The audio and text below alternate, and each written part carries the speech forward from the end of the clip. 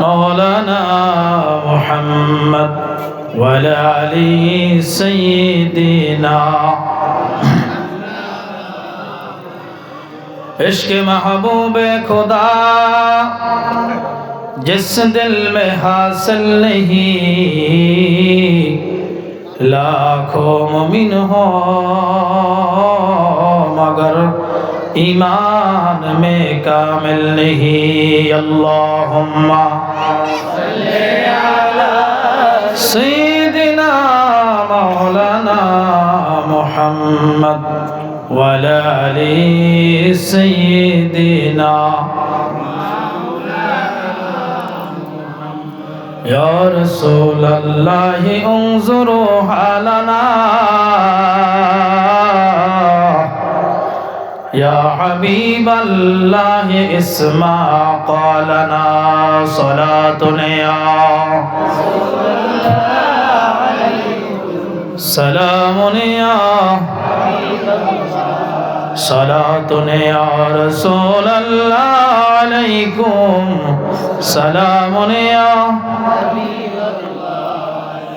मोहम्मद मुस्तफ़ा नूरुन अला नूर मोहम्मद मुस्तफ़ा नूरुन अला नूर हबीबे किबरिया नूरुन अला नूर सलातुन या सलामुन या ला इलाहा इल्लल्लाह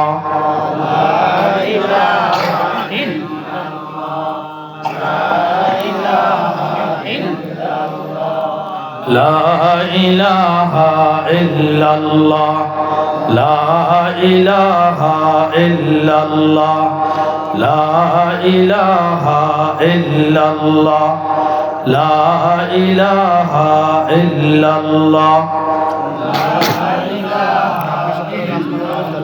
لا إله إلا الله محمد رسول الله صلى الله عليه وسلم। সবাই মহব্বত বলে আলহামদুলিল্লাহ। ঐতিহ্যবাহী শিদলা উত্তর পূর্ব পাড়া কেন্দ্রীয় ঈদগাহ ময়দানের পবিত্র ঈদে মিলাদুন নবী সবাই পড়ি সাল্লাল্লাহু আলাইহি ওয়াসাল্লাম উপলক্ষে এবং এলাকাবাসীর মরহুমদের রুহের মাগফিরাত কামনায় 15তম আজকে মাহফিলের সম্মানিত প্রধান মেহমান প্রখ্যাত আলেমে দ্বীন তরুণ উদীয়মান বক্তা বর্তমান যুব সমাজের আইডল আলহামদুলিল্লাহ বলেন জামিয়া আহমদিয়া সুন্নিয়া কামিল মাদ্রাসার সম্মানিত আরবি প্রভাষক। মনে রাখবেন জামিয়া আহমদিয়া এটা ছোট মাদ্রাসা, অনেক বড় মাদ্রাসা। মারহাবা বলেন। আমাদের ওস্তাদরা বলতেন কেউ চাঁদপুর সরকারি কলেজ থেকে অনার্স কমপ্লিট করা আর ঢাকা ইউনিভার্সিটিতে ভর্তি হওয়া সমান। সুতরাং জামিয়া আহমদিয়া ছোট মাদ্রাসা না, বড় মাদ্রাসা। মারহাবা বলেন। ওই মাদ্রাসারই প্রভাষক আল্লামা হযরত মাওলানা জাইনুল আবেদিন বারাকাল্লাহু ফি হায়াতি, সকল বলে আমিন। আজকের মাহফিলে প্রধান মেহমান, প্রধান বক্তা মাওলানা নজরুল ইসলাম তালুকদার সাহেব। আমার আলোচনা করে এলাকার কৃতি সন্তান মাওলানা হাবিবুল্লাহ হাশেমি, তার আলোচনা করেছেন মাওলানা আব্দুর রহমান সালেহি। আজকের মাহফিলে পরিচালনা আছেন গাজী মাওলানা মিজানুর রহমান। সার্বিক তত্ত্বাবধানের সহযোগিতায় আছেন মোহাম্মদ জাকির হোসেন খান সহ সম্মানিত উপস্থিতি। মাইকের আওয়াজ যতটুকু যায় পর্দানিশীন আমার মা ও বোনেরা, আবারও সালাম দিচ্ছি, আসসালামু আলাইকুম ওয়া রাহমাতুল্লাহি ওয়া বারাকাতুহু। এবার সবাই উচ্চ কণ্ঠে বলি আলহামদুলিল্লাহ। আরেকজন জোরাবান করে বলি আলহামদুলিল্লাহ। আল্লাহর দরবারে শুকরিয়া আদায় করে যে মহান রব্বুল আলামিন আমাদেরকে সুস্থ রেখেছেন। বলেন সবচাইতে বড় নেয়ামতের নাম বলেন সবাই। হযরত মূসা আলাইহিস সালাতু ওয়াস সালাম আল্লাহকে বলছে মালিক আমি মুসা যদি আল্লাহ হইতাম, আপনি আল্লাহ যদি মুসা হইতেন, আপনি আমার কাছে কি চাইতেন? কিছু ওয়াজ মুখস্থ করেন, কিছু কথা বলবো, ওয়াজ করবো না। আমরা এলাকার মানুষ, কিছু কথা বলবো, আমল নিয়ত নেবেন ইনশাআল্লাহ বলেন। মুসা নবী বলছে, মালিক আপনি আল্লাহ যদি মুসা হইতেন, আমি মুসা যদি আল্লাহ হইতাম, আপনি আমার কাছে কি চাইতেন? মানুষ তো ছেলে চায়, মেয়ে চায়, সম্পদ চায়, টাকা চায়, ঠিক কিনা বলেন? আল্লাহ বলে, মুসা আমি আল্লাহ যদি মুসা হইতাম, তুমি মুসা যদি আমার আল্লাহ হইতা, আমি বলতাম মালিক আমারে তুমি সব সময় সুস্থ রাখি। তাইলে বোঝা গেল সুস্থতা আল্লাহ পাকের ছোট নেয়ামত না বড় নেয়ামত? সবাই বলি আলহামদুলিল্লাহ। দরুদ ও সালাম সেই নবীর উপরে যার উসিলা আল্লাহ সুবহানাহু ওয়া তাআলা আমাদেরকে অসংখ্য গণিত নেয়ামত দিয়ে ভরপুর করেছেন। আল্লাহ আমাদের কত নেয়ামত দিয়েছে। আল্লাহ বলেন, ওয়া ইন তাউদ্দু নি'মাতাল্লাহি লা তুহসুহা।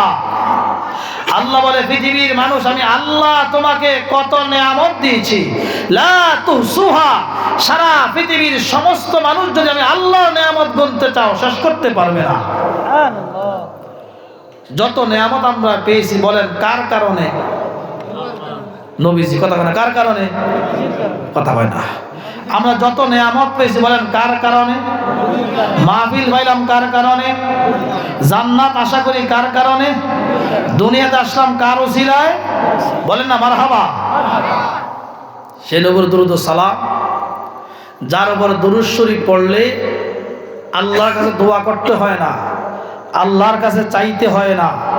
নবীর উপর দুরূদ শরীফ কেউ হাসতে হাসতে যদি পড়ে, কেমতে কেমতে, মানে আপনি মনোযোগ নাই, মহব্বত এমনিই করছেন, সাল্লাল্লাহু আলাইহি নবী বলেন, রাসূলুল্লাহর উপরে কেউ যে হাসতে হাসতে দুরূদ শরীফ পড়ে, রাসূলুল্লাহ বলেন একবার দুরূদ শরীফ পড়লে আল্লাহর কাছে চাইতে হয় না, মাফ চাওয়া লাগে না। একবার দুরূদ শরীফ পড়লেই আল্লাহ পাক তোমার আমলনামা থেকে 10টা গুনাহ মাফ করে দেয়। সুবহানাল্লাহ। আমরা চাইছি নি? আবার নবীজি বলেন, আমার কোন উম্মত আমি রাসূলুল্লাহর উপরে দুরূদ শরীফ পড়ে আল্লাহর কাছে চাইতে হবে না। আল্লাহ পাক না চাওয়ার পর রাসূলুল্লাহর উপর একবার দুরূদ শরীফ পড়ার কারণে আল্লাহ পাক তার আমলনামায় 10টা রহমত নাজিল করে দেয়। সুবহানাল্লাহ। আর কি লাভ ইয়া রাসূলুল্লাহ, নবী আপনার উপর দুরূদ শরীফ পড়লে আর কি লাভ? নবীজি বলে, আমার উম্মতরা কেউ যদি আমার উপর দুরূদ শরীফ পড়ে চাইতে হবে না। আল্লাহ পাক একবার দুরূদ শরীফ পড়ে তাকে 10টা পদমর্যাদা বাড়ায়া দেয়। সুবহানাল্লাহ। পড়ছেন কয়বার? হাদিসে কুদসির মধ্যে আল্লাহ পাক রব্বুল আলামিন বলেন, কোন বান্দা যদি আল্লাহকে একবার আল্লাহ বলে ডাকতে, বলেন না আল্লাহ, আবার বলেন আল্লাহ পাক রব্বুল আলামিন বলে, হাবিব আপনার উম্মতকে আপনি বলে দেন, কোন উম্মত যদি আমি আল্লাহকে একবার আল্লাহ বলে ডাক দেয়, আমি রব্বুল আলামিন বান্দার ডাকে কমপক্ষে 70 বার সাড়া দেই। সেই মালিক আমার আল্লাহ বলে, ইয়া রাসূলুল্লাহ আপনার উম্মতদেরকে বলে দেন, আমি আল্লাহর জিকির করলে আমি আল্লাহ বান্দার উপরে যত খুশি হই, কোন বান্দা আমি আল্লাহর জিকির না করে আপনার দুরূদ শরীফ পড়ে, আমি আল্লাহ পাক তার উপরে বেশি খুশি হয়ে যাই। সুবহানাল্লাহ। এই যে আমার ভাই হাবিবুল্লাহ ওয়াজ করেছে, রাসূলুল্লাহর মর্যাদা আল্লাহ পাক বাড়াইয়া দিয়েছেন। আল্লাহ পাক যার উপরে খুশি হয়, রাসূল যার উপরে খুশি হয়, আল্লাহ পাকও তার উপরে খুশি হয়ে যায়। এই জন্য দুরূদ শরীফ কম পড়বেন না, বেশি। রহমতের নবীর একজন সাহাবী এসে বলে, ইয়া রাসূলুল্লাহ আমি আপনার উপরে কতক্ষণ দুরূদ শরীফ পড়ব? নবী বলেন তোমার ইচ্ছা। সাহাবী বলে, ইয়া রাসূলুল্লাহ আমি দৈনিক 24 ঘন্টার মধ্যে আপনার উপরে 6 ঘন্টা দুরূদ শরীফ পড়ব। কয় ঘন্টা? 6 ঘন্টা। নবী বলে, ইচ্ছা করলে বাড়াইতে পারো। সাহাবী বলে, ইয়া রাসূলুল্লাহ তাহলে আমি 12 ঘন্টা দুরূদ শরীফ পড়ব। নবী বলেন, ভালো, তবে বাড়াইতে পারো। সাহাবী বলে, ইয়া রাসূলুল্লাহ আমি তাহলে দৈনিক 4 ভাগের 3 ভাগ আপনার উপরে দুরূদ শরীফ পড়ব। রহমতের নবী বলেন, সাহাবী তুমি বাড়াইতে পারো। সাহাবী বলে, ইয়া রাসূলুল্লাহ নবী, আমি ওয়াদাবদ্ধ হয়ে গেলাম আল্লাহর ফরজ কাজের পরে, আল্লাহর ফরজ কাজের পরে রাসূলের উপরে যত সময় আমি সময় পাবো, ইয়া রাসূলুল্লাহ আল্লাহর ফরজগুলো আদায় করার পরে আমি যত সময় পাবো আর কোনো কাজ করব না, আমি সব সময় আপনার উপরে দুরূদ শরীফ পড়তেই থাকবো। সুবহানাল্লাহ। রহমতের নবী বলেন, সাহাবীরা, যার আমলনামায় যত বেশি দুরূদ শরীফ থাকবে তার কি লাভ? লাভ আসেনি?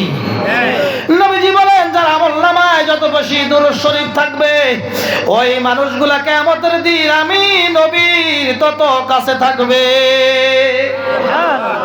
এই জন্য আমরা আহলে সুন্নাহ ওয়াল জামাত আকীদায় বিশ্বাসী যারা, আমরা বিশ্বাস করি আযানের আগেও দুরূদ শরীফ পড়া যাবে, পরেও দুরূদ শরীফ পড়া যাবে। কারণ দুরূদ শরীফের কোনো সময় নাই, বিশেষ কয়েকটা মুহূর্ত ছাড়া, বিশেষ কয়েকটা মুহূর্ত ছাড়া আপনি সব সময় নবীর উপরে দুরূদ শরীফ পড়তে পারেন। সুবহানাল্লাহ। এই জন্য চেষ্টা করবেন যখনই সুযোগ পাবেন একবার পড়বেন সাল্লাল্লাহু আলান নবী। বলেন সবাই, আবার বলেন সাল্লাল্লাহু। কয় সেকেন্ড লাগছে? 1-2 সেকেন্ড। অথচ নবীজি বলেন একবার সাল্লাল্লাহু আলান নবী পড়লে আল্লাহর কাছে চাওয়া লাগবেন, আল্লাহ সাথে সাথেই 10টা গুনাহ মাফ করে দেয়, 10টা রহমত নাজিল করে, 10টা পদমর্যাদা বাড়ায়া দেয়। কয়টা হইছে? কয়টা? 3টা, মানে 3 10 30। আর ওই যে 10টা গুনাহ ক্ষমা করেছে, 10টা গুনার ক্ষমার জায়গার আল্লাহ পাক 10টা নেক দ্বারা ভরপুর করে দেয়। এখন এই কথাগুলা আমাদের সকলের আমল করা দরকার আছে না? এই জন্য আমি কোরআন শরীফ থেকে ছোট্ট একটা আয়াতের অংশ তেলাওয়াত করেছি, কিছু সময় কথা বলবো। আপনারা শুনতে রাজি আছেননি? হেদিকে কি চান আপনারা? কি চান? হুজুর আমি কি জানি মুন্সি, আমি তো হুজুরই, হয়তো আমাদের দেশের মানুষ কি কম বাতিজার মতো লাগে না। মনে রাখবেন, আলেমদের মজলিসে বসে লাভ আছে। বলতাম নি? আমার দিকে তাকিয়ে থাকেন এক নজর। রাসূলুল্লাহ বলেন, একজন সাহাবী বলে, ইয়া রাসূলুল্লাহ আপনি নবী যখন দুনিয়ায় থাকবেন না, আমাদের যে সমস্ত ভাইয়েরা আপনার ইন্তেকালের পরে দুনিয়াতে আসবে, আমরা সাহাবীরা আপনার দিকে তাকাই, আপনাকে দেখি, আপনাকে দেখে আমরা নেক নেই, সওয়াব হয়, আপনাকে দেখলে গুনাহ মাফ হয়। ইয়া রাসূলুল্লাহ আপনার ইন্তেকালের পরে যারা দুনিয়াতে আসবে তারা এই নেকটা কিভাবে নেবে? সুবহানাল্লাহ। কথা বোঝা যায় আমার? রাসূলুল্লাহ 2টা হাদিস বললেন। قال রাসূলুল্লাহ সাল্লাল্লাহু আলাইহি ওয়াসাল্লাম, মান নাযারা ইলা ওয়াজহিল উলামা ফাকান্নামা নাযারা ফিয়া। وقال رسول الله صلى الله عليه وسلم, من جلس في مجلس العلماء فكأنما جلس فيا। নবীজি বলেন, আমার উম্মতরা, আমি নবীর ইন্তেকাল হয়ে যাওয়ার পরে আমার উম্মতগুলো যখন আমি রাসূলকে পাবে না, এতিম হয়ে যাবে, আমার কোন সাধারণ উম্মত কোন আলেমের চেহারার দিকে তাকায়, তারা যেন আমি নবীর চেহারার দিকেই তাকাইলো। সুবহানাল্লাহ। মান জালাসা ফি মাজলিস উলামা ফাকান্নামা জালাসা ফিয়া। আমার কোন সাধারণ উম্মত যদি আলেমদের মজলিসের মধ্যে বসে, আল্লাহ পাক আমি রাসূলের মজলিসে বসার সওয়াব দান করবে। এবার এক আওয়াজে সবাই আমার সাথে বলেন, নবীর মজলিসে বসলে গুনাহ থাকে না ঝরে যায়? কথা বলেন, থাকে না ঝরে যায়? আল্লাহর হাবিব বলে, কোন উম্মত যদি আমার আলেমদের দিকে তাকায়, আলেমের মজলিসের মধ্যে বসে, আমার সাহাবীরা যেমন আমার মজলিসে বসার কারণে, আমি নবীর দিকে তাকিয়ে থাকার কারণে তাদের আমলনামার গুনাহগুলো আল্লাহ মাফ করে দেয়। সাধারণ মানুষ আলেমদের চেহারা দেখলে, আলেমদের মজলিসে বসলে আল্লাহ পাক তাদের আমলনামা থেকে গুনাহগুলো মাফ করে দিবে। তো আমার দিকে তাকাইবেন তো? কথা হয় না? ও এখনো বুঝেন না? শুনবেন তো ইনশাআল্লাহ? বেশি মানুষ দরকার নাই। মনে রাখবেন, আল্লাহ বলেছেন, ওয়া কালিলুম মিন ইবাদিয়াশ শাকুর। দুনিয়াতে অনেক মানুষ থাকবে, কিন্তু আমি আল্লাহর ইবাদত করার, আমি আল্লাহর শুকরিয়া আদায়কারী বান্দা একেবারেই কম হবে। বলেন ফজরের সময় মুসল্লি কম হয় না বেশি হয়? কথা কয় না। জুমাতে কম হয় না বেশি হয়? এই জন্য আমি আমার ভাষায় মাঝে মাঝে বলি, জুমার মুসল্লিরা ভিআইপি না, ফজরের মুসল্লিরা ভিআইপি। কিসের মুসল্লি ভিআইপি? কেন? নবীজি একদম সাহাবীরা, এই সাহাবীরা তোমরা কি জান্নাতি মানুষ দেখতে চাও? আপনারাও কি দেখতে চান? কথা দেখতে চান? বললো ইয়া রাসূলুল্লাহ, হ্যাঁ দেখতে। বললো আগামীকাল ফজর আইসো। সব সাহাবীরা ফজরের নামাজে আসলেন। নবীজি ফজরের নামাজ পড়াইলেন, দোয়া করলেন। দোয়া শেষ হওয়ার পরে সবাই বিদায় নেবেন। একজন সাহাবী বলে, ইয়া রাসূলুল্লাহ, কালকে আসার সময় বলছিলেন ফজরের সময় আসলে কে কে জান্নাতি আপনি দেখাইবেন, আপনি তো বললেন না কারা কারা জান্নাতি। নবীজি বলে, সাহাবী, আজ থেকে কিয়ামত পর্যন্ত যত ইমানদার মুসলমানরা ফজরের নামাজ জামাতে আদায় করবে এরা সবাই জান্নাতি জান্নাতি জান্নাতি। সুবহানাল্লাহ। এজন্য জুমার মুসল্লিরা ভিআইপি না, ফজরের মুসল্লিরা ভিআইপি। আলহামদুলিল্লাহ বলেন। এজন্য আমার বৃদ্ধ বাবা যারা আছেন, আমি কথা আমার জুমাতে বলি, বয়স্ক যারা আছেন, যাদের চাকরি নাই, ব্যবসা বাণিজ্য নাই, পারিবারিক টেনশন নাই, ভাত কাপড় দিতে হবে এরকম টেনশন, আবার অবসরের ভিতরে আছেন, এই বৃদ্ধ বাবা যারা আছেন, পায়ে হাত দিয়ে বলি, বাবা এই বয়সটার ভিতরে বেশি সময় মসজিদে কাটাবেন, কম সময় রাস্তায় দোকানে দিবেন। ইনশাল্লাহ বলেন। বলবা বাবা হাঁটতে পারি না, না হাঁটতে পারলেও মসজিদে বেশি যাবেন, না হাঁটতে চলতে পারলেও মসজিদে বেশি যাবেন। বলেন সবাই এক আওয়াজে বলেন, একজন মানুষ টয়লেটে মারা গেল আর একজন মসজিদে মারা গেল, ভালো কে? কথা কয় না। কেন ভালো? আল্লাহ বলেন, ও আসারহুম ওয়া কুল্লা শাইইন আহসাইনাহু ফি ইমামিন মুবিন। কিয়ামতের দিন আল্লাহর বান্দা কে কোথায় মারা গেল চিহ্ন সহ, যদি কেউ মসজিদে মারা যায়, সেজদা অবস্থায় মারা যায়, নামাজ অবস্থায় মারা যায়, দুরূদ শরীফ অবস্থায় মারা যায়, কোরআন তেলাওয়াত অবস্থায় মারা যায়, কিয়াম করতে করতে মারা যায়, রাসূলকে সালাম দিতে দিতে মারা যায়, কিয়ামতের দিন যে যেখানে যে অবস্থায় যেইভাবে মারা যাবে, কিয়ামতের দিন ওই উম্মত ওই বান্দা ওইভাবে আল্লাহর সামনে উপস্থিত হবে। সুবহানাল্লাহ। আরেকজন ধরেন মাহফিলের প্যান্ডেলে মারা গেল, আমি বুঝাইতেছি, মরতে কই না। আরেকজন গানের আড্ডায় মারা গেল, কে ভালো? কথা কয় না। একজন মারা গেল গান বাজনার মজলিসে, আরেকজন মারা গেল হজ করতে গিয়া, ভালো কে? একটা মাসালা বলে দিই, বলবো? বলতাম নি? মনোযোগ আছে নি?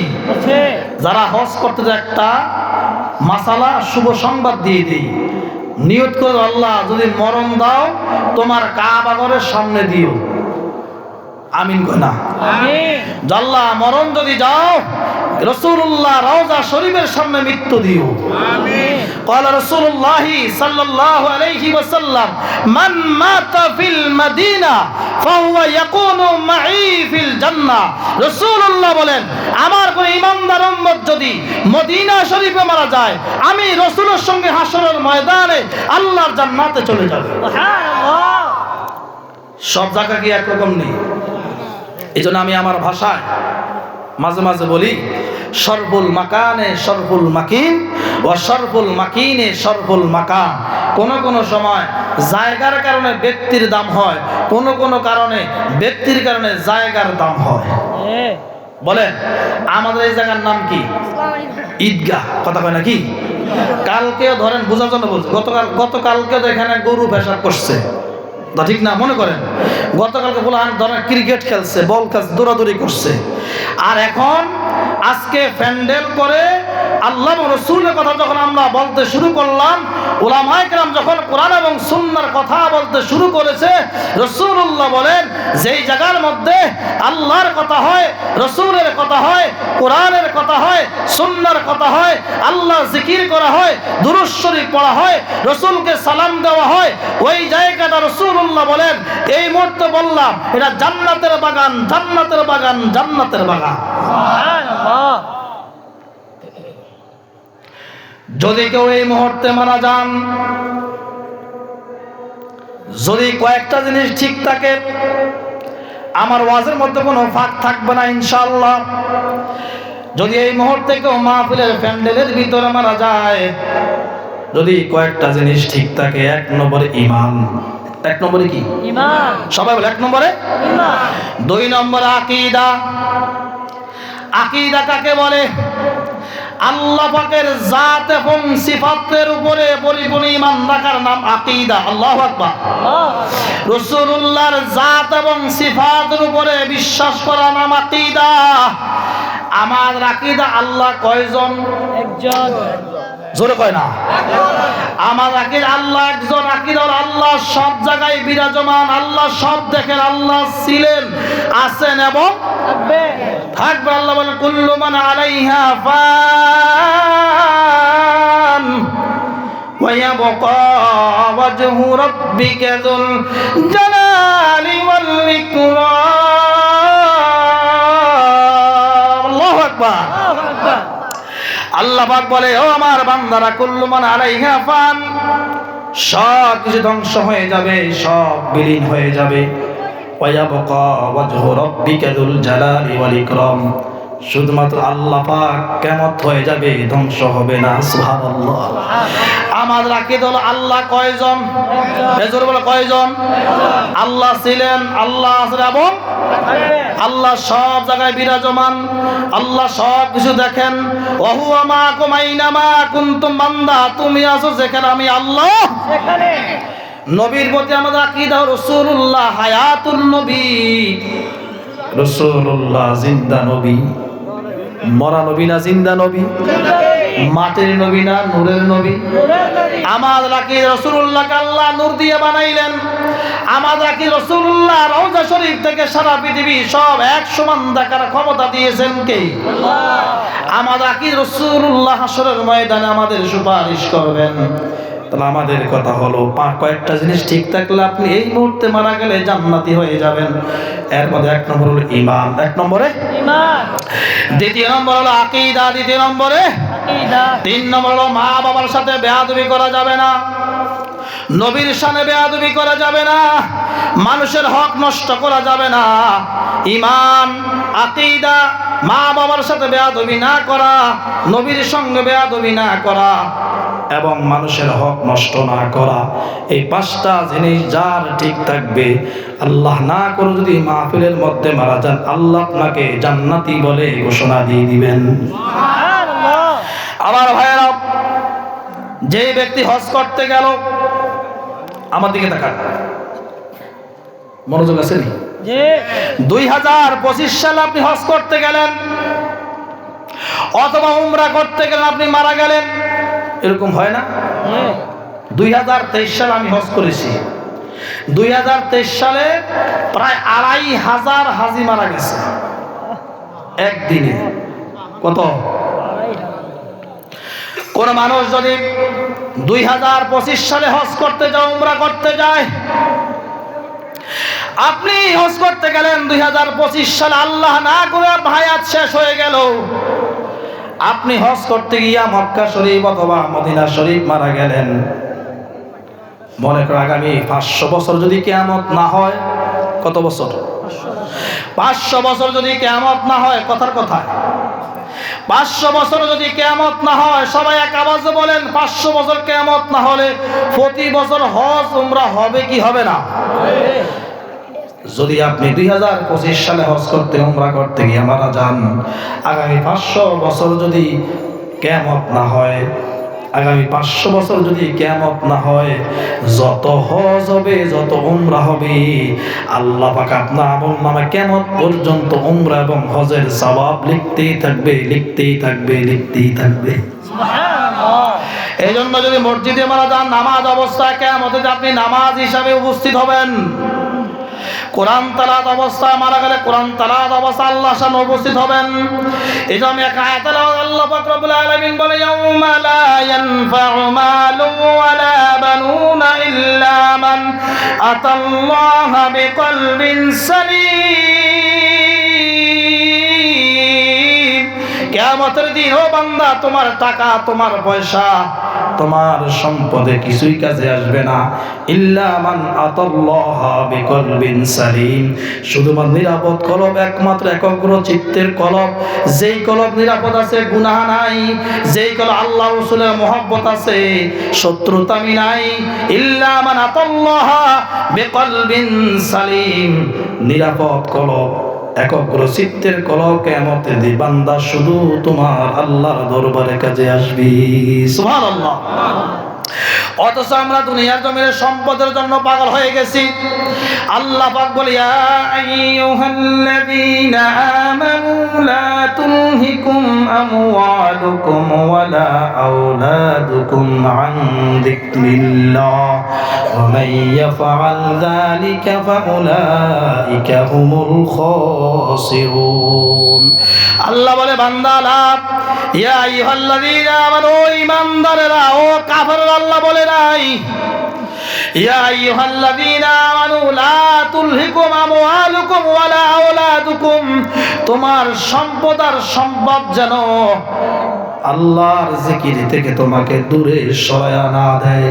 এবার এক আওয়াজে সবাই বলেন, যত সুদখোর আছে, যত ঘুষখোর আছে, ঘুষ খায় কেন, সুদ খায় কেন? সুদ খায়, ঘুষ খায় মাত্র দুইটা উদ্দেশ্যে। একটা উদ্দেশ্য হলো, আমি যতদিন দুনিয়াতে আছি একটু স্বাচ্ছন্দ্য বোধে চলাফেরা করতে হবে, সুন্দর একটা বাড়ি করব, সুন্দর একটা নারী গ্রহণ করব, সুন্দরভাবে আমি খাওয়া দাওয়া করতে পারি, সুন্দর একটা গাড়ি নিতে পারি। এক নম্বর কারণ হলো দুনিয়াতে ভালোভাবে চলার জন্য, স্বাচ্ছন্দ্য বোধে চলার জন্য। দ্বিতীয় নম্বরের কারণ, আল্লাহ, আমি মারা যাওয়ার পর আমার সন্তান যেন স্বাচ্ছন্দ্য বোধে চলতে পারে। এই দুইটা জিনিস যার মধ্যে কাজ করে লোকগুলা, সুদের সঙ্গে জড়িত, ঘুষের সঙ্গে জড়িত, মিথ্যার সঙ্গে জড়িত, সিটারির সঙ্গে জড়িত, ঠিক কিনা বলেন? অথচ এখানে যারা আছেন, আমি সহ, যাদের বাবা কবরে চলে গেছে, যাদের মা কবরে চলে গেছে, এ মুসলমান ভাই, বুকে হাত দিয়ে বলেন, যতদিন বাবার কবরের সামনে গিয়ে দোয়া করেছেন, কবর জিয়ারত করেছেন, একজন সন্তানও কোনোদিন বলেন নাই, ও বাবা, ও আল্লাহ, আমার বাবা দুনিয়াতে যা গুনাহ করেছে সব শাস্তি আমারে দাও। কইছিনি কেউ? ও আল্লাহ, আমি যে সুন্দর বাড়িতে থাকি, আল্লাহ, এই বাড়ি করতে গিয়ে বাবা আমার সুদের লেনদেন করেছে, এই বাড়ি করতে গিয়ে বাবা আমার সুদ খেয়েছে। ও মালিক, আমি জানি আমার বাবা চোর ছিল, ডাকাত ছিল, সন্ত্রাস ছিল, আমার বাবা সুদখোর ছিল, ঘুষখোর ছিল, আমার বাবা শ্বশুরে বাপ বানায়া নিজের নামে সম্পদ লিখিয়েছে। ও মালিক, আমি জানি যেই বাবা আমার এত সুন্দর বাড়ি করে দিল, আমার বাবারে কবর আযাব না দিয়া সব আযাব আমারে দিয়েন। এরকম কথা কোন সন্তান কোনদিন বলছেন? জোরে বলেন। আল্লাহ বলে না, এই সন্তানদের কথা বলবেই না।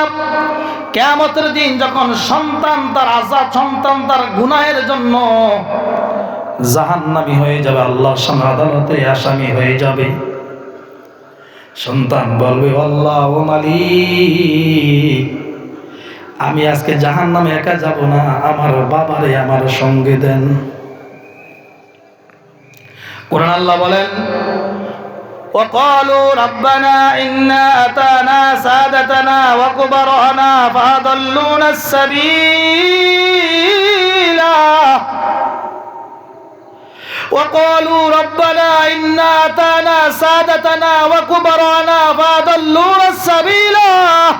তারা কিয়ামতের দিন, ও মালিক, আমার এই বাবার কারণে আমি জাহান্নামী হয়েছি, আমার মার কারণে আমি জাহান্নামী হয়েছি, বাবার টাকা ছিল আমারে পড়ায় নাই, ও মালিক, বাবার টাকা ছিল আমারে লেখাপড়া করায় নাই, আমি চুরি করেছি, বাবা দেখেছে, কোনোদিন নিষেধ করে নাই, আমি ঘুমাইছি, নামাজ পড়ি নাই, মা কোনোদিন আমার নামাজের কথা বলে নাই, আমি এটা বেপরদায় ছিলাম, পর্দা করি না, হাজারো পুরুষের সঙ্গে দেখা করেছি, মা কোনোদিন নিষেধ করে নাই, আমি রাত্রে 12টা, 1টা, 2টা বাড়িতে আসছি, বাবা কোনোদিন বলে নাই, বাজান কোথায় ছিলা? ও মালিক, আমার বয়স যখন 7 বছর হলো, নবীজি বলেন তোমার সন্তান বয়স যখন 7 বছর হয় নামাজের তাকিদ দাও। 9 বছর হলে তাকে নামাজের জন্য জোরাজুরি করো। 10 বছর দ্রেবুহুম, 10 বছর নামাজের জন্য মারো। 12 বছর যখন সন্তান নামাজ পড়বে না ঘর থেকে বের করে দাও। এখানে একজনও নাই, একজনও নাই একদিন সন্তানকে নামাজের জন্য 2টা থাপ্পড় দিতে পারেন নাই, ঠিক কিনা বলেন? আল্লাহ রাব্বুল আলামিন বলেন ওয়াকালু রাব্বানা ইন্না আতানা সাদাতানা ওয়া কুবরানা ফাদাল্লুনা সাবিলা। ও মালিক, আমি তো একা জাহান্নামী হই নাই, আমার বাবার কারণে জাহান্নামী হয়েছি, মায়ের কারণে জাহান্নামী হয়েছি। আল্লাহ বলে বান্দা তুমি কি চাও? আল্লাহর বান্দা তখন জাহান্নামের সামনে দাঁড়ায় বলবে রব্বানা আতিহিম দিফাইনি মিনাল আযাবি ওয়া লানহুম লানান কাবীরা। বান্দা তখন বলে মালিক আমারে যা আযাব দিবা আমার বাবার ডাবল দাও। এবার চোখটা বন্ধ করে চিন্তা করেন, কার জন্য সুদ খাইলেন, কার জন্য ঘুষ খাইলেন, কার জন্য গরিবরে ঠকাইলেন, কার জন্য আরেকজনের জায়গা নিজের নামে লিখে নিলেন, কার জন্য প্রতারণা করলেন, কার জন্য মানুষের পুকুরের মাছ ঘাইয়া বাচ্চারা নিয়ে খাওয়াইলেন, কার জন্য আপনি মানুষের পুকুরে জাল মেরে মাছ ধরে বাচ্চারা খাওয়াইলেন, কার কাছ থেকে ফসল নিয়ে সন্তানদের খাওয়াইলেন। এ মুসলমান, এই যে আল্লাহ বলছেন সন্তান সম্পদ এগুলো হলো দুনিয়ার জমিনে ফিতনা, এগুলা কি? আবার এই সন্তানগুলা নেয়ামত। যদি আপনি সন্তানদের সন্তান বানাইতে পারেন আপনি কবরে গেলেও শান্তি শান্তি শান্তি। আল্লাহু আকবার। আমার মুসলমান বাবারা ভাইরা, সন্তান যদি আপনার ভালো সন্তান হয়, এবারে কথা হয়ে গেলে এবারে কথা বন্ধ। সন্তান যদি নেককার সন্তান হয়, কি সন্তান? নেককার সন্তান। কয় প্রকার? একটা নেককার, আরেকটা একটা ভালো, আরেকটা قال رسول الله صلى الله عليه وسلم اذا مات الانسان انقطع عمله الا من ثلاثه। নবীজি বলেন মানুষ ইন্তেকাল করে যখন কবরে চলে যায় তার কবরের মধ্যে কোনো আমল নাই। সবাই এক আওয়াজে বলেন কবরের মধ্যে নামাজ আছে, বলেন রোজা আছে, হজ আছে, যাকাত আছে, আওয়াবিন আছে, দুরূদ শরীফ আছে, জিকির আজকার আছে, কিছুই নাই। এবং কোন আল্লাহওয়ালা মানুষ যদি কবরের মধ্যে গিয়ে আল্লাহ আল্লাহ জিকির করে, লা ইলাহা ইল্লাল্লাহ জিকির করে, নামাজ আদায় করে, এক কথায় বুঝেন কবরে নামাজ রোজা কিছুই নাই। তবে কোন কোন আল্লাহওয়ালা মানুষরা নামাজের কবরের মধ্যে গিয়েও নামাজ পড়ে। রহমতুল্লিল আলামিন নবী বলেন আমি যখন মেরাজ যাচ্ছি এমন সময় দেখলাম ইসল্লি মূসা ফি কবরিহি, আমি দেখলাম হযরতে মূসা নবী ওনার কবরের মধ্যে দাঁড়ায়া দাঁড়ায়া নামাজ পড়তেছে। সুবহানাল্লাহ। কবরে নামাজ পড়তে পারলেও সওয়াব নাই, কবরে গুনাহও নাই, সওয়াবও নাই, গুনাহও নাই, সওয়াবও। দুনিয়াতে গুনার জায়গা, দুনিয়াতে নেকের জায়গা। ও মুসলমান বাবা, মাঝে মাঝে আমি একটা হিসাব অনেক মাহফিলের মধ্যে শুনাই, জুমার মধ্যে শুনাই। আল্লাহ যদি আপনাকে 60 বছর হায়াত দান করে, 60 বছর কেন বললাম? নবীজি হাদিসের মধ্যে বলেন আমার উম্মতের গড়ে 60 বছর, গড়ে 60 বছর আমার উম্মতকে আল্লাহ হায়াত দান করেছে। এবারে এই হিসাবটা ভালো করে অঙ্কটা মিলে আনেন, আমার দিকে তাকান, অঙ্কটা মিলে আনে। আল্লাহ যে আপনাকে 60 বছর হায়াত দান করে থাকে, আপনি প্রতিদিন কমপক্ষে 6 ঘন্টা ঘুমান। আল্লাহ যদি কাউকে 60 বছর হায়াত দান করে প্রতিদিন যদি সে 6 ঘন্টা ঘুমায়, জীবনের 4 ভাগে 1 বার, 15 বছরের ভিতরে, 15 বছর ঘুমের ভিতরে, 15 বছর ঘুমের ভিতরে। দ্বিতীয় নম্বর হলো আপনি যদি কোনো দোকানপাট রাস্তাঘাটে আড্ডা দেন, এরকম আছে না নাই? আছে। 5 বেলা মসজিদে যায় না কিন্তু 5 বেলা দোকানে যায়। দোকানে যাওয়াকে না জায়েজ বলছি না আমি, অবশ্যই যাবেন চা খাবেন, অবশ্যই যাবেন বাজার করবেন, অবশ্যই যাবেন ভালো জায়গায় বাজারে যাবেন। আল্লাহ হাবিবের কাছে সাহাবীরা বলে, ইয়া রাসূলুল্লাহ, আপনার এই সাহাবী বেশি বেশি বাজারে যায়, অথচ নবীজি বলেন দুনিয়ার মধ্যে সবচেয়ে খারাপ জায়গার নাম হলো বাজার। সবাই বলেন দুনিয়ার সবচেয়ে খারাপ জায়গার নাম বাজার, সবচেয়ে ভালো জায়গার নাম কি? সাহাবীরা বলে, ইয়া রাসূলুল্লাহ, আপনার সাহাবী বেশি বেশি বাজারে যায়। নবী ভাই, সাহাবী বাজারে বেশি যাও কেন? বাজার তো খারাপ জায়গা। সাহাবী বলে, ইয়া রাসূলুল্লাহ, আমি একটা ভালো উদ্দেশ্যে যাই। কি উদ্দেশ্যে যাও ইয়া রাসূলুল্লাহ? আমি দেখেছি বাজারের মধ্যে মানুষ কম না বেশি? বেশি। জোরে কয় না? বেশি। বাজারের মধ্যে মানুষ বেশি, তো তুমি কেন বাজারে যাও? ইয়া রাসূলুল্লাহ, ও নবী, আমি বাজারে বেশি যাওয়ার কারণ আমার চিন্তা হলো বাজারের মধ্যে তো মানুষ বেশি, আপনি নবী বলেছেন কেউ যদি বলে আসসালামু আলাইকুম, বলেন সবাই, আবার বলেন রহমতের নবী বলে কোন মুসলমান দেখলে আসসালামু আলাইকুম বলে, সাথে তার আমল নামায় আল্লাহ পাক 90 নেকি দান করে দেয়। ও রাহমাতুল্লাহ বলে আরো 10 নেকি, ও বারাকাত বলে আরো 10 নেকি। ইয়া রাসূলুল্লাহ, ও নবী, আমি বাজারে বেশি যাওয়ার উদ্দেশ্য হলো বাজারের মধ্যে মানুষ বেশি, আমি চাই যত মানুষের সঙ্গে দেখা হবে আমি খালি সালাম দিব। সুবহানাল্লাহ। ভালো উদ্দেশ্যে বাজারে যাওয়ার অসুবিধা নাই। দ্বিতীয় নম্বর হলো যে এই মানুষটা বাজারে আর দোকানের মধ্যে বসে বসে প্রতিদিন 6 ঘন্টা কাটায়, আপনি 60 বছরের মধ্যে 15 বছর দোকানে আর রাস্তাঘাটে কাটাইলেন। 3 নম্বর হলো যারা চাকরি করেন অথবা কাজ করেন প্রতিদিন 8 ঘন্টা ডিউটি, ঠিক নেই? 8 ঘন্টা প্রতিদিন ডিউটি করলে 60 বছরের মধ্যে 20 বছর আপনি কাজের মধ্যে ছিলেন।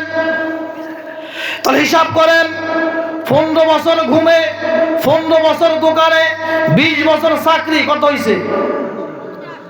কথা হয় না, কত হয়েছে?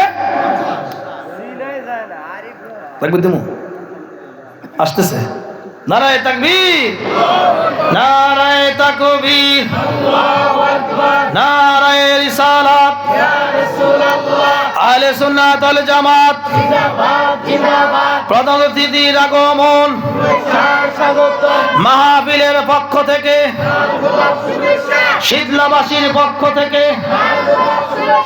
আহলান সাহালান, সবাই বলি মারহাবা, সবাই বলি আলহামদুলিল্লাহ। কথা কি বুঝতে পারতেছি আমি? আমার দিকে তাকা। তাহলে 15 বছর ঘুমে, 15 বছর দোকানে, কত হয়েছে? কথা কন না।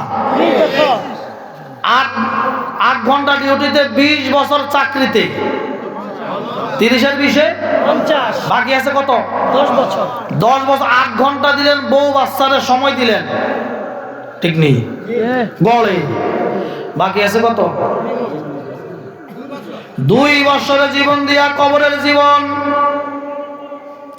2 বছরের জীবন দিয়ে হাসরের জীবন, 2 বছরের জীবন দিয়া ফুলসিরাতের জীবন, 2 বছরের জীবন দিয়া মিজানের জীবন। নবীজি বলেন দুনিয়াতে আল্লাহ পাক যাকে 60 বছর হায়াত দান করলেন, কয় বছর? উনি কিয়ামতের দিন মাত্র 2 সেকেন্ডের সমান হায়াত পাইল। আল্লাহর নবী বলেন আমার উম্মতেরা সারা পৃথিবীর জমিন থেকে আসমান পর্যন্ত বিশাল এই জমিনের ভিতরে যদি সরিষা দানা দিয়া ভরপুর করে আসমান পর্যন্ত স্তূপ দেওয়া হয়, স্তূপটা ছোট না বড়? কথা কয় না? সারা পৃথিবীর জমিন থেকে শুরু আসমান পর্যন্ত যদি সরিষা দানা দিয়া স্তূপ দেওয়া হয়, একটা পাখি আইসা যদি একটা দানা খেয়ে আবার চলে যায়, আবার 100 বছর পর আইসা আর একটা দানা খেয়ে চলে যায়, নবীজি বলেন হয়তো বা এই বিশাল স্তূপটা কোনো সময় শেষ হওয়ার সম্ভাবনা আছে। কবরের জীবন থেকে শুরু করে হাসরের ময়দান পর্যন্ত বান্দার জীবনের শেষ হওয়ার সম্ভাবনা নাই। ও মুসলমান যুবক ভাই, ও বৃদ্ধ বাবা, আপনাকে বলি বাজান, আর কত রঙ রঙের ঘোড়া দৌড়াইবেন, কত আর পাগলামি করবেন। আমার এই কথাগুলো শুনে আপনি হতাশ হয়ে গেছেন, আমরা সব জাহান্নাম। না না, আপনি এমন এক নবীর উম্মত। আল্লাহ বলেন ওয়ালাউ আন্নাহুম ইয যালামু আনফুসাহুম জাউকা ফাস্তাগফিরুল্লাহ ওয়াস্তাগফারা লাহুমুর রাসূলু লাওয়াজাদুল্লাহা তাওয়াবার রহিমা।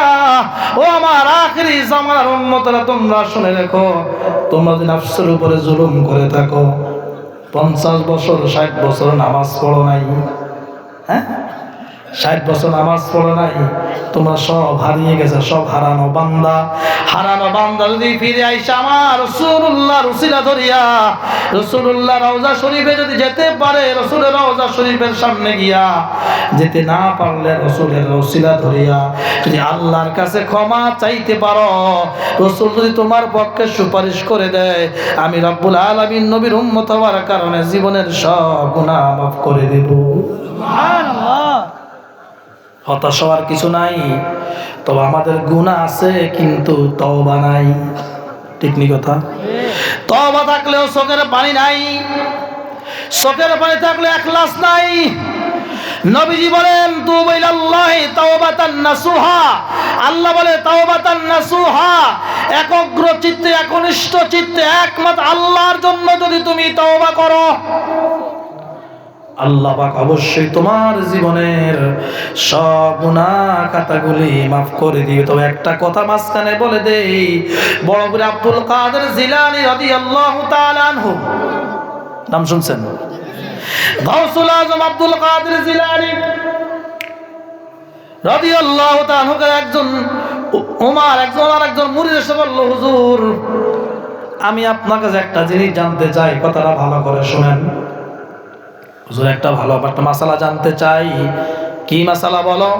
হুজুর কিয়ামতের দিন আপনি আব্দুল কাদের জিলানী জান্নাতে যাবেন না জাহান্নামে যাবেন? কঠিন প্রশ্ন। আল্লাহর ওলি বলছেন, বাজান জান্নাতে যাবার কোন আমার এত আমল নাই, তবে আল্লাহ যদি কিয়ামতের দিন আমারে জান্নাত দয়া করে ভিক্ষা দান করে, সুবহানাল্লাহ বলেন, যদি আল্লাহ পাক আমাকে দয়া করে হাসরের ময়দানে আল্লাহ আমাকে জান্নাত দেয়, মায়া করে, দয়া করে, আমি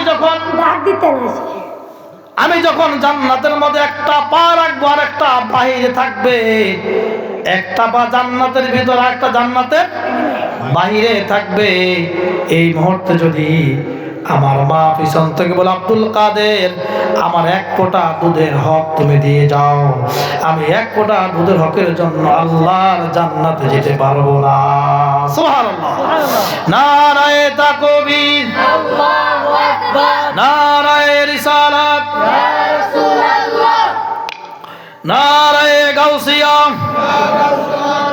আহলে সুন্নাত ওয়াল জামাত জিন্দাবাদ জিন্দাবাদ। প্রধান বক্তার আগমন, শুভেচ্ছা স্বাগতম। মাহফিলের পক্ষ থেকে লাল গোলাপ শুভেচ্ছা, শীতলাবাসীর পক্ষ থেকে লাল গোলাপ শুভেচ্ছা। নারায়ে তাকবীর, আল্লাহ